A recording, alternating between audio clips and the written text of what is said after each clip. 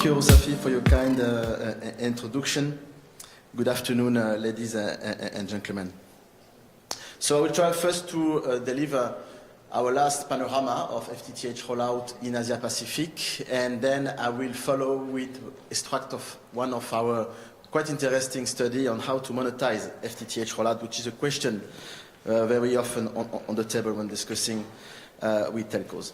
First, I will start with presenting you what is the position of the Asia Pacific region today. Well, at EDAT, we like to count not only fiber to the home, but also two other platforms, which are fiber to the node plus VDSL, and also the cable guys, coax with DOCSIS 3.0.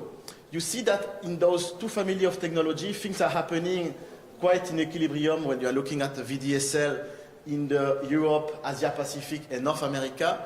And when you are looking at the cable guys, it's happening massively in the US, when you have big guys over there like Time Warner or Cablevision, but also things are happening in Europe. But when you are looking at fiber, it's clearly happening massively here in the region of Asia Pacific, because 82% of the subscribers are localized here in the region, and we will see what are the main countries with fiber rollout and adoption. When you see the telcos deploying FTTH worldwide, and this is the photo at the end of last year, there is one telco in the US, Verizon, there is one telco in Russia with Rostelecom, and all the champions worldwide, all the others are localized here in Asia Pacific. Of course, you have the three main telcos in China. By the way, here China Mobile is number 2, but at the time we are speaking, they are number 1 today in terms of subscribers, and we will see why they are number 1. But we have also the pioneers country and telcos such as NTT in Japan or KT in Korea. If we go a little bit more in the detail, as I was saying, we are very proud to have conducted the 8th edition of the FTTH panorama for the region. This study is covering 21 countries, and it's really obeying on the definition of what's fiber to the home or fiber to the building. We try always to have very first-hand information by contacting directly the telcos deploying the networks and checking information on different ways, and with a lot of discussion also with the members of the FTTH Council APAC. This year we have counted 111 FTTX projects in the region, and we see that the main category of players deploying FTTH are on one side incumbents. They are representing 64% of those initiatives, but also alternative operators representing 44% of this initiative. We have also a category of national program being quite active in countries such as Australia, New Zealand, or Singapore. This is the global numbers for the zone, very impressive. More than 368 million subscribers, more than 520 million home pass with a growth of 20%, and adoption which is very strong in the zone, and the strongest when you compare Asia Pacific to other zones of the world. We also are measuring the kind of architecture being deployed, FTTH versus FTTB. And despite of the settlement of the population being a lot in MDUs in the region, you see that FTTH is the dominating platform with 81% of the home pass with FTTH. And looking at the technologies also deployed massively, PON technology, GPON or EPON in some zones is the leading platform. So what are the countries leading the rollout now? In terms of home passed, of course, China is out of the league with nearly 400 million home passed. Then you have the pioneer countries such as Japan, South Korea, and Indonesia. Vietnam should be also more than 10 million home passed. despite we're not sure of the measurement over there in terms of home passed in Vietnam. And we see here also 10 countries. We have more than 1 million home passed in the region. We have Thailand, Taiwan, Philippines, India, and here Malaysia with 3.2 million of home passed is also in this category. We are also looking what is the progression in terms of new home passed in the region. It's the percentage of growth in terms of home passed, and you see here things happening massively in the Philippines, thanks of the deployment of PLDT, but also Globe Telecom or Converge. You have Indonesia, and Malaysia is with 35% of growth, well placed, I would say, in terms of new deployment of home passed during the last year. This conducts us to the coverage, which is the real measurement in terms of coverage, not on home passed. It is the ratio between home passed and total homes of the country. You see here the main countries in terms of coverage. 5 countries have more than 90% in terms of coverage. You find here Japan, Korea, Singapore, Hong Kong, or Taiwan. We have 8 countries with more than 20% of coverage. And in this category, with 42%, we have Malaysia in this ranking. Then we count the commercial success in terms of subscribers in the zone.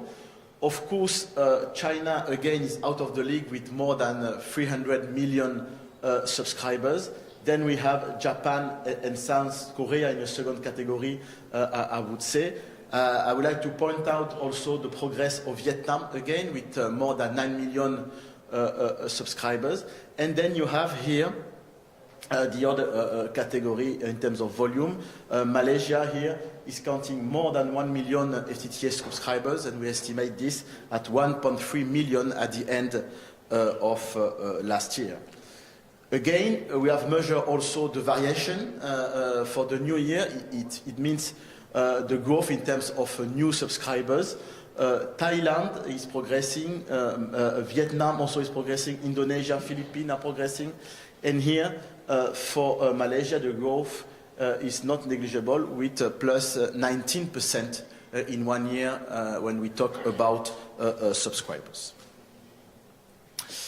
We are also measuring what we call the penetration rate. This is the ratio subscribers on home passed. So this is measuring the commercial success of fiber deployment in the country, and this is part of the global ranking already presented this morning.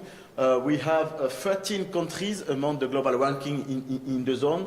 We have 3 countries with a penetration rate of more than 70%, and we have here Malaysia standing with 19% in terms of penetration rate, so there is still space for growth, of course, in terms of commercial success here in Malaysia. What are the main market trends we can underline? Of course, China is the outstanding leader for APAC. The coverage is already huge. We estimate this at 86% of coverage. We have 3 players deploying, and between the players we have quite a lot of overlap also. In the country you can have 2 operators, even 3 for 1 home in some cities. We have seen a huge evolution of China Mobile this year and since 2 years in terms of coverage, and we will see also in terms of subscribers adoption. And until already the objective that was assigned for 2020 in terms of subscribers, 300 million, are already completed in China. Nevertheless, in the mature markets such as Japan and South Korea, the pioneers, we see some growth happening. We will see after what are the models of growth in countries such as Japan or South Korea, where the growth is 7% in terms of subscribers. We see in terms of subscribers dynamic countries. I precise again what are those dynamic countries here. We have in mind Vietnam, we have in mind Thailand, and also Indonesia with Telkom Indonesia. Of course, last year we had to point out the success of Philippines with the fast FTTH deployment over there, but also progression in Indonesia and in Malaysia. And we have to point out also the country where a national program is happening. We have to say that New Zealand is doing quite well today in terms of FTTH rollout. What are the challenge and the driver? First, the driver is, of course, the high level of population here in the region. We have more than 1 billion households in the region, of course, led by China and India. If you take only India, Philippines, Indonesia, and Sri Lanka, you have 350 million homes in this part of the world. We see also not a lot of competition between fiber and other networks, which is the case in a part of the world like Europe, for example, or in the US. Here, there is no so huge competition, despite in some countries, between fiber and other technologies. So it gives operator deploying fiber more easy to convince the consumer to switch to fiber to the home. We believe that 5G will be clearly a driver to speed up fiber, as has been said today. We believe that when the time of small cell will arrive, this fiber will be an advantage to have a strong mobile backhaul. And we know that 5G will be launched quite quickly here in the zone, in the region, when we are talking about countries such as Japan, South Korea, or even China.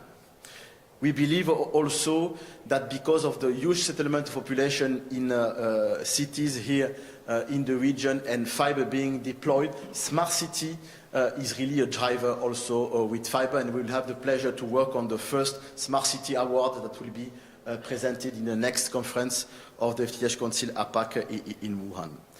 This has drivers to a kind of mapping of the market size and the fiber adoption with several categories of players. And I would like to point out the countries where fiber is happening, like Indonesia, Vietnam, Philippines, Thailand, and Malaysia, but also the huge potential here in the zone with countries such as India, but also in the second step, I will think, countries in Southeast Asia, such as Bangladesh, Laos, Cambodia, or Myanmar. I would like to follow, as I was saying, with the main result of one study we did on how to monetize FTTH. We took example here on more than 12 operators worldwide that already deploy FTTH and trying to understand if they are earning money today with this rollout. First, we can see that some of them are concentrating in their core business. Core business can be to propose fast connection, and in the countries where 1 gigabit offer is happening, even 10 gigabit is happening, we see an advantage in terms of ARPU. You see here the growth in terms of price in the camp of Telstra when proposing a 1 gig offer. You see also the impact in terms of revenue with Korea Telecom, KT. Today, they have more than a quarter of their subscribers engaged in a 1 gig offer. And you see that is representing an increase of 18% in terms of internet revenues for the telco. You can also monetize your fiber when you are selling symmetric connection. The case here of Telefonica, for example, in Spain, if you take a 50 meg symmetric connection, then you have to pay €5 more for this symmetric connection.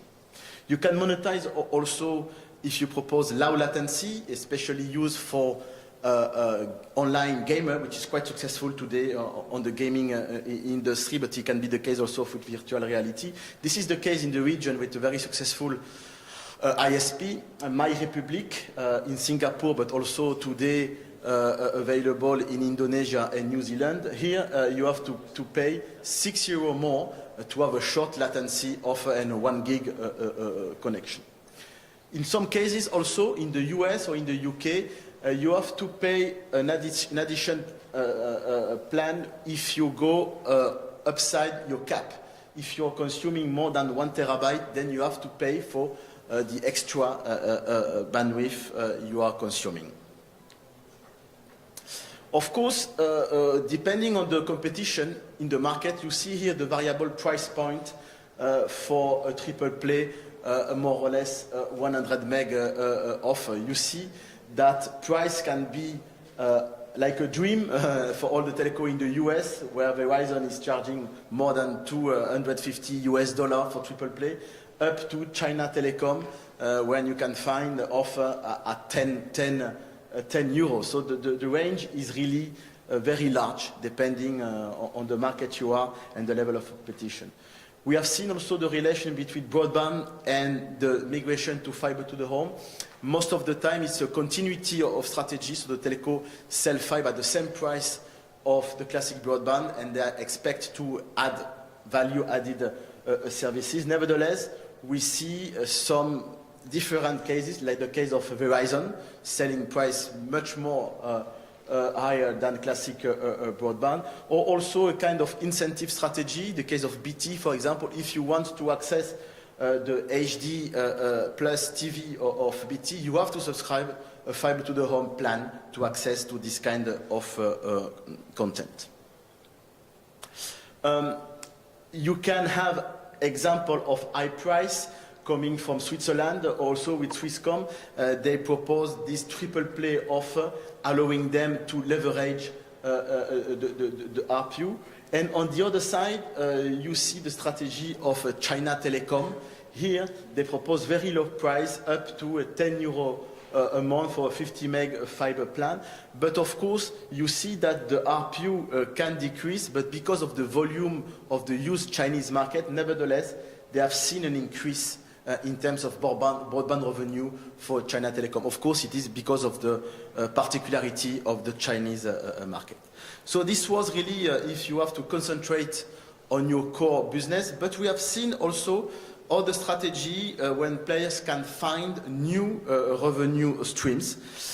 They can play also in voice.